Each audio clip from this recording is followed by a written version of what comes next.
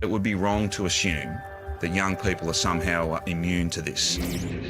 My name is Tessa, I'm 25 years old. I'm Sammy, I'm 28 years old and I contracted coronavirus back in March. I'm Dina Lynch, I'm 28 and I caught COVID-19 when I landed back into Australia from my flight from LA. My name is Ercole Desposito, I'm 44 years old and I was diagnosed with COVID-19 on the 10th of March. I've been living in London for the last 2 years and I flew back to Melbourne at the start of April. I think I contracted it in Galway in a hostel. The only place that I think I could have got COVID-19 was on public transport. I did my mandatory 14-day quarantine and I noticed that I developed symptoms on the 15th day. As soon as I landed home, my health degraded quite quickly and I thought I had caught a cold, but just out of duty of care, I would go and do a COVID-19 test to make sure that I was safe, which I wasn't.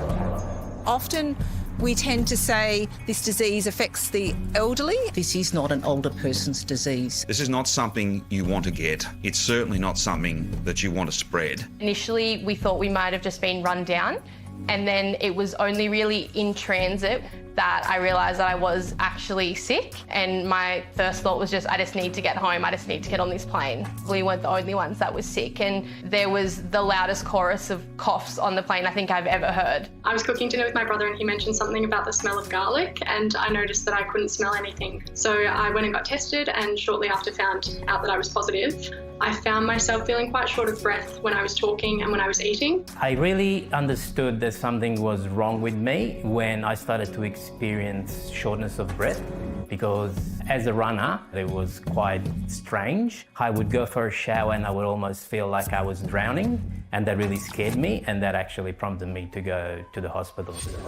People who've required hospitalisation, people who have severe illness, really do not recover for some weeks afterwards. I couldn't get out of bed, I was physically exhausted. The headaches were excruciating, and I had a roommate who was isolating in her bedroom away from me, and I made sure whenever I had a shower or she was out in the lounge room, and I would say to her, if you hear me fall to the ground, call the ambulance and tell them that I'm, COVID positive, because you can't come and help me. And I was just so scared that I didn't have enough energy to even pull myself back up off the bathroom floor. I was in hospital care for 7 weeks. Very lucky that I didn't have to be in ICU or be on ventilators. Excruciating chest pains, shortness of breath, which is something I had never experienced before, ever in my life. I was in the ICU on oxygen for about 6 days.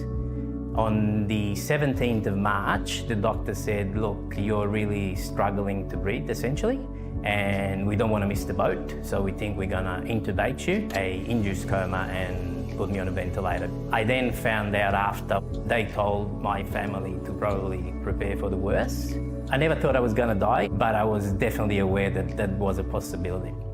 One of those cases in intensive care is actually a person in their 30s. Recent evidence suggests that people have symptoms for weeks, 2 months after recovering. It was definitely very stressful when I had it, and the respiratory symptoms I had as well were quite scary at the time. I initially thought when the virus was active in my body that I perhaps had a mild case, but now it seems that there's potentially some longer term implications that are having an impact on my body. I'm a musician, so it was actually quite scary and hard for me because I could not sing. I did not have any of my livelihood. I couldn't even have the strength to play guitar. Nurses and doctors would have their masks on, their gloves on, their scrubs on, and just, a little bit of a vision, and then talk to you from 6 meters away. So it was actually quite isolating.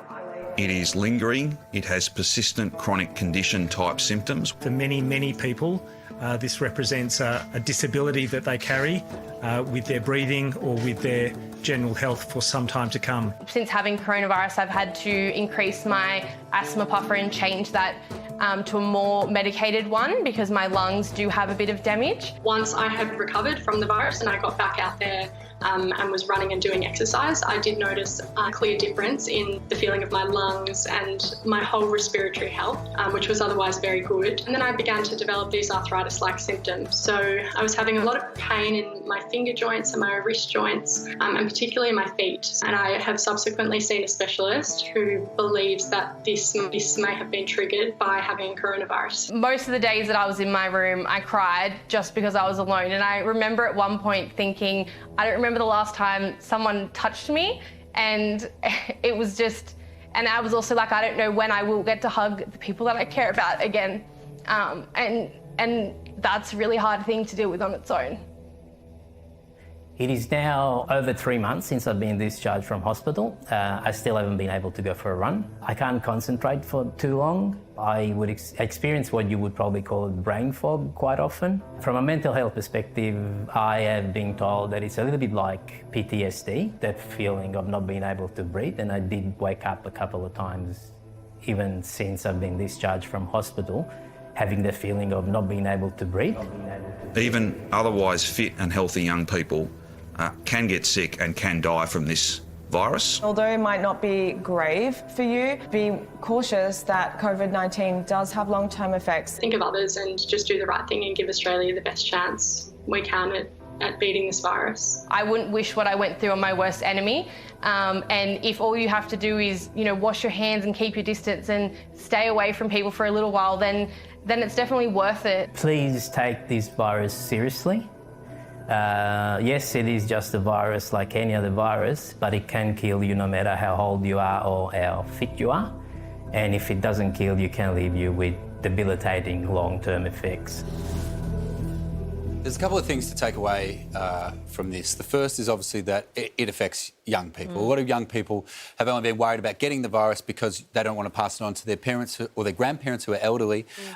The second thing is that even if young people get through the virus, we don't yet know the long-term effects. I had a mate who had corona and had a clean bill of health for a month afterwards, had the antibodies, a clean bill of health for a month, and then was hospitalised because his kidneys failed. And if that's already happening, we just don't know what happens down the track. So even if you are young and you go, well, I don't care, I'll beat it, it's not the immediate thing that is necessary, although it is a worry.